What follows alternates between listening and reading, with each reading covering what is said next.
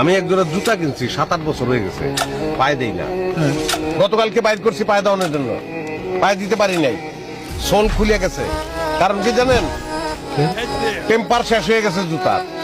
Same অবস্থা আপনার। সময় মতন বিয়া করেন নাই, পয়সা থাকতেন, টেম্পার নাই।